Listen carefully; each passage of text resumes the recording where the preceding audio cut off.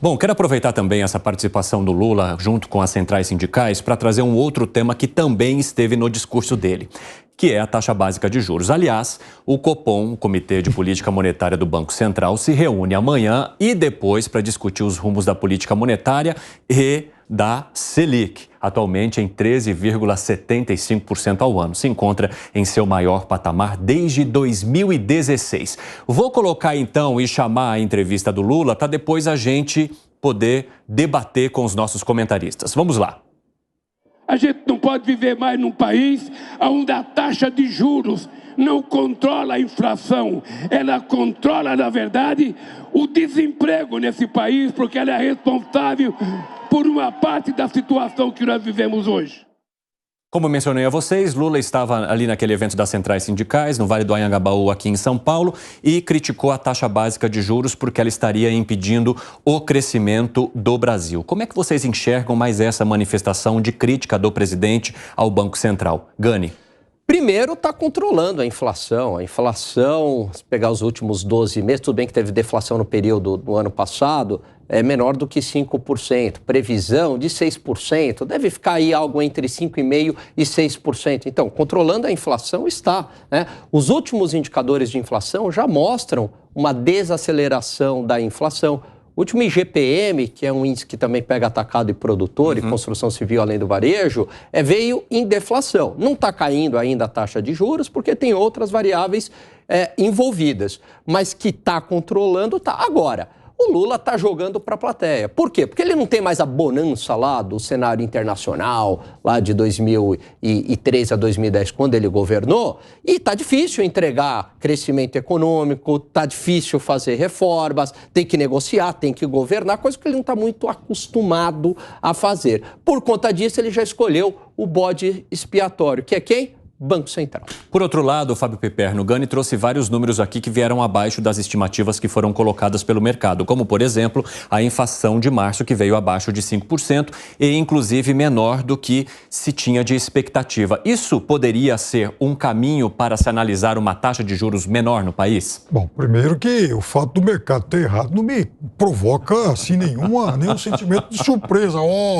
Puxa, eu vou te presentear com o meu artigo, Piperno, mostrando que erra mesmo. Isso, mas claro que erra, mas aí que tá o negócio. Só o Banco Central, acho que eles não erram, até porque o Banco Central também erra tudo. Mas, enfim, não me causa nenhum sentimento assim de perplexidade, né? Então, normal. Vejam, a atividade econômica no Brasil, ela mergulhou para índices negativos em setembro, outubro, novembro, dezembro e janeiro. O Brasil teve 5 meses consecutivos de crescimento negativo do PIB.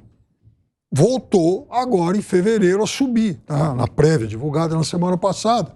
Aliás, até um número robusto, né, de 3,3%, o maior, aliás, em 33 meses, mas também porque a base estava muito defasada.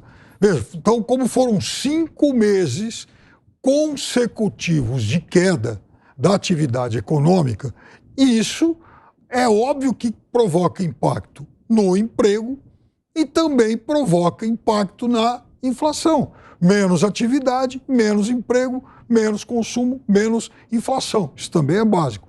Outra coisa, que a gente também falou já muito aqui, parte dessa inflação no Brasil, não toda, mas parte dessa inflação já no governo Bolsonaro, hein? E nem estou colocando a culpa nele, Guedes, enfim, mas parte dessa inflação era uma inflação importada. Por exemplo, combustíveis. Ora, barril de petróleo a 50 dólares, o preço da gasolina é 1. Barril do petróleo a 120, obviamente o preço da gasolina é outra. E isso não há muita coisa, não dá muita margem a medidas do governo para exatamente tentar segurar a inflação, né? Porque o preço lá fora sobe e isso independe da atuação do governo, assim como independe da atuação do Banco Central. Segré. Eu vou tentar explicar de uma forma diferente, mas o Lula para a taxa de juros é como o Piperno para Joyce de Bolsonaro. Ele insistia. Mas porque todo dia tem fato novo, né? Não, tudo bem. Mas essa questão de acusar a taxa de juros para a atividade econômica, o desemprego, é abrir a linha pelas dúvidas. Eu não consigo depois justificar por que eu errei. Eu seria o presidente Lula. Mas vou explicar por que a atividade econômica diminuiu, como muito bem falou Piperno, nos últimos 3 meses. Imaginemos que um país economia... Não, tudo bem. Mas os primeiros 3 são mais importantes e vou justificar por que os outros 2 são consequência. Nós vamos, nós 4, num carro. Qualquer um dirige. Tá. De repente, em outubro desse carro, ou em setembro, até pelas pesquisas eleitorais, começa uma névoa gigantesca na nossa estrada.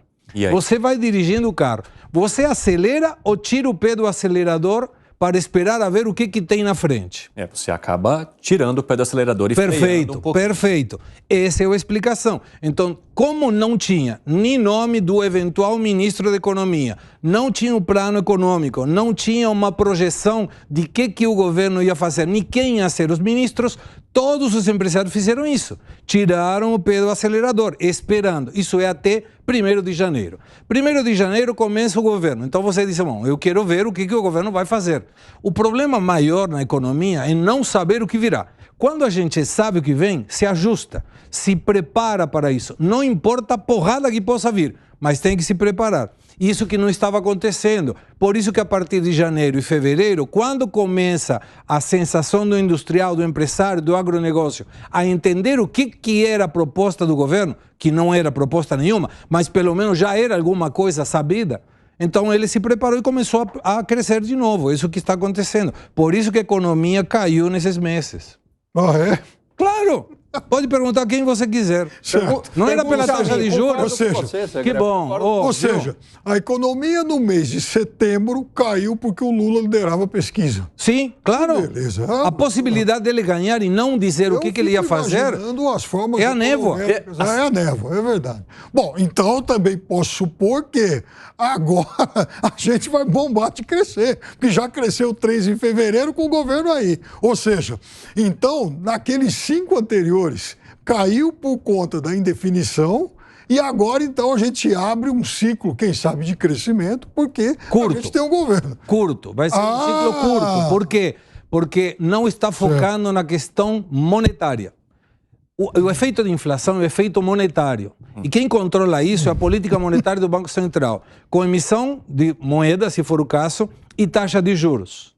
Quando você tem um déficit fiscal vindo pela frente, o FMI projetou até 9% de déficit fiscal, que é uma barbaridade. Você tem 3 opções para cobrir esse buraco. A primeira é emissão, fazer moeda.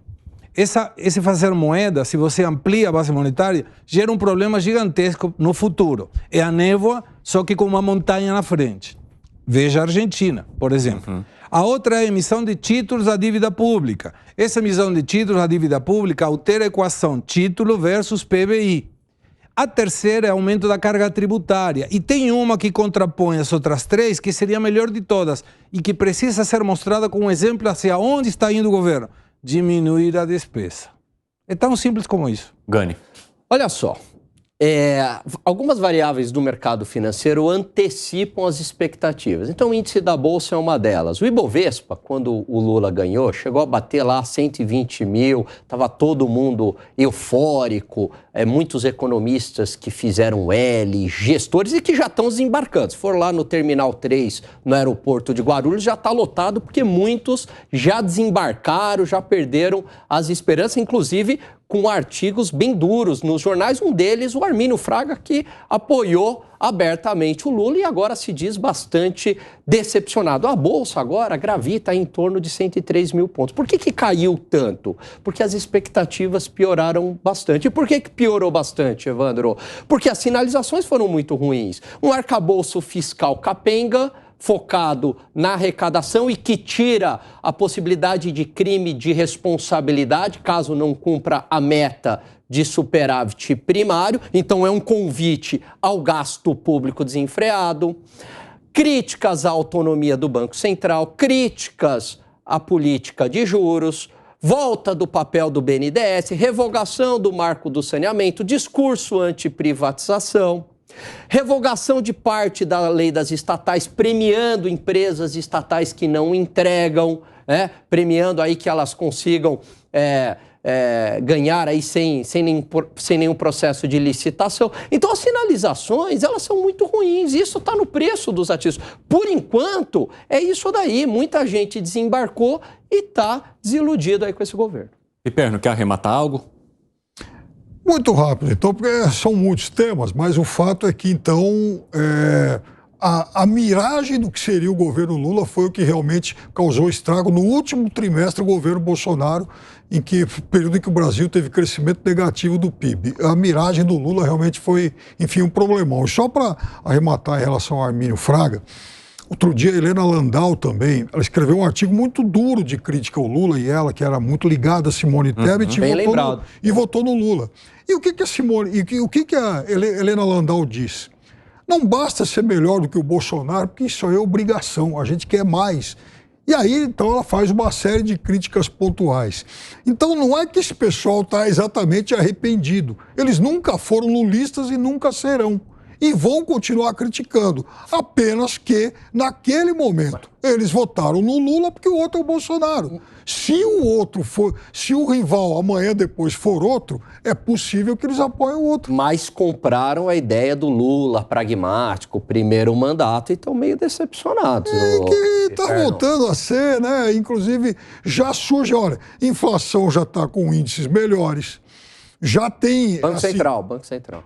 É isso depois. Isso, exato. Quer dizer, o que tem de bom é o Banco Central, o que tem de ruim é o Lula. É isso que...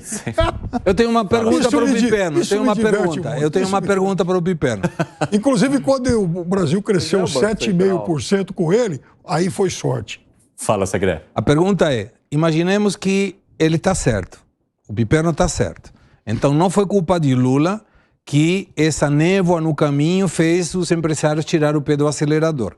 O que mudou na conjuntura para que com a mesma taxa de juros e uma inflação baixa crescesse 3,3% recentemente a economia, quando todos os indicadores se mantiveram igual, inclusive o desemprego piorou?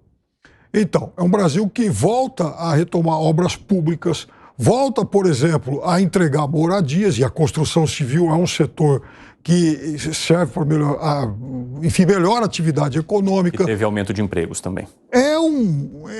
De novo, um Brasil que procura fazer mais negócios lá fora, e os negócios lá fora eles vão ser fundamentais para a retomada da economia. Então é o Brasil que vai buscando outras alternativas. Vai lá, Segré, no final.